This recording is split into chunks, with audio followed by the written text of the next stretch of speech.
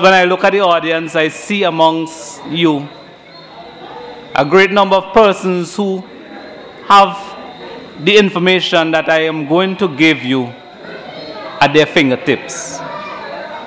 Nevertheless, I'm going to share with you some very important key points of implementing standards in the cottage industry in St. Vincent and the Grenadines. And we've heard of all the opportunities that the Argyle International Airport is going to afford us. We have heard of when it's completed. But I don't want us to wait until it's completed.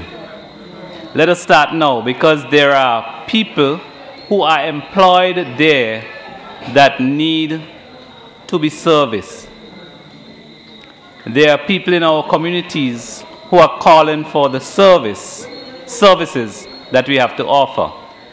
And the mission of the Bureau is to ensure that the products, services, and our processes provided, used in St. Vincent and the Grenadines are of a consistently acceptable quality to improve the standard of living in St. Vincent and the Grenadines.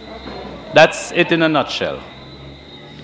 And so there are two very important standards that I would like to bring forward, because we hear of the cottage industry, which is basically food industry, mainly food. And those two standards are the good manufacturing practice, or the GMP, and the good agricultural practice, the GAP. GMP is basically observing things like good hygiene, facilities, design, proper disposal, raw materials, how to treat them, packaging, labeling, and that sort of thing. GAP, good agricultural practice, is the practice that goes on in the farms and even before the farms. We hear of the international airport opening up markets where we can bring in seeds and seedlings. But we have to think about the SPS, the sanitary and phytosanitary standards that are implemented, because these standards, they do not put barriers on what we want to do, but they protect what we have. That is to say, if you're importing anything into St. Vincent and the Grenadines, you have to abide by these standards to avoid what we have from becoming contaminated. Going back to the good manufacturing practice, the important thing here is to protect our consumers. You protect yourself as a manufacturer also against things like litigations or somebody suing you for giving them something bad to eat or consume. On the good side, the benefit of doing things right, observing the good manufacturing practice, is the customer returning to you. You sell something, you serve something, you provide something, even if it's a service, and if it's good quality, and we heard the minister spoke about quality service and food. If it's good, then the customer will always come back. And they would not only always come back, but they'll bring a friend. They'll bring a family, a relative. So your customer base widens. Now, one of the things that we have to bear in mind when we are providing foods especially is the hygiene practice. Some of us, when we provide food for our families at home, we do not think of things like washing our hands after using the bathroom, covering our heads, putting on an apron. Sometimes it's uncomfortable when you're in the kitchen, especially if you're in a kitchen like mine, small one, right? But these things are very important because we prevent cross-contamination, preventing foods from being contaminated by other outside sources. And so, when we practice these hygiene standards, we are serving food that is sound and fit for use.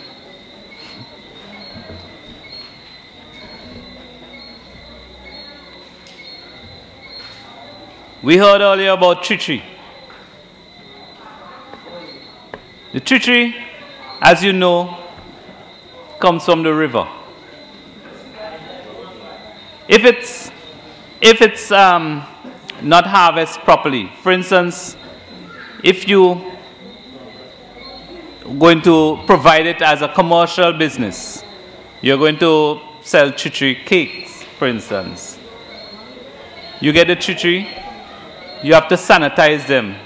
Make sure that there's no microorganisms coming from the water into the treachery. Right? You have to sanitize that. You have to also, all the other ingredients that you're putting with it, you have to make sure that it's obtained from a reputable source. A source that you know you can rely on. Not somebody who is selling flour in a bag that is not labeled, for instance. Okay? So these are the things that we have to bear in mind when we are supplying food to our consumers. The water that we use in our ingredients, we have to have that water tested.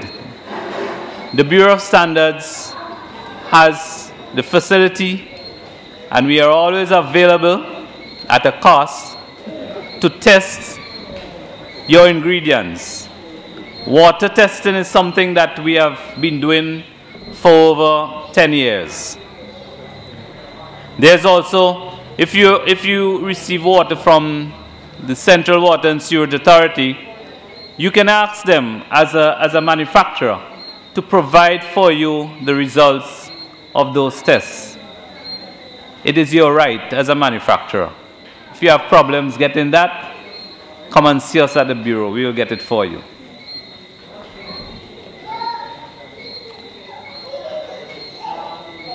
The cups and spoons, the pots that you use in manufacturing, you cannot use them in your kitchen. You should not use them in your kitchen. While you are babysitting, it is important that after leaving that scene, you come into your manufacturing area, that you clean, you wash your hands and so on properly before you handle the food. And all these other things are things that I know that you know. And you will follow these up. And we're not talking about Annisville, E.T. Joshua Airport, where we transship to Barbados or somewhere else. We are talking about international airport, where we have to lift our game. There's no time to waste. There's a food manufacturer here who makes seasoning. And she told me that she was very surprised to get an order from New Zealand some time ago. But what happened is that the label, the seasoning was used in the hotel in which one of the guests stayed. That guest was from New Zealand. And it was used so effectively by the hotel that the guests demanded to see what seasoning was used on this fish. And when the hotelier showed the seasoning, she took the information on it, went back to New Zealand and ordered some seasoning. And that's how big we can get. You never know where your products will reach. And for those of you, I recognize some coconut oil producers in the midst. And for those of you who produce coconut oil, you know where that can reach. You know how far it can get. I always say it's a golden product that you make. The dangers of not adhering to these practices are, like I say, litigation. Somebody can sue you. Your customers can turn away. They will go to the next producer. You lose business. You can't pay your workers. You have to sell your equipment. And all these negative things. The market will be withdrawn from not only from you, but from St. Vincent and the Grenadines. And I've seen examples of that. We heard earlier Mr. Lewis spoke about groupings, where generally the manufacturers are selfish, if I can put it this way. You look at each manufacturer as a competitor. I want to advise you to look at each person, each manufacturer, as a partner and encourage each others to adhere to these standards.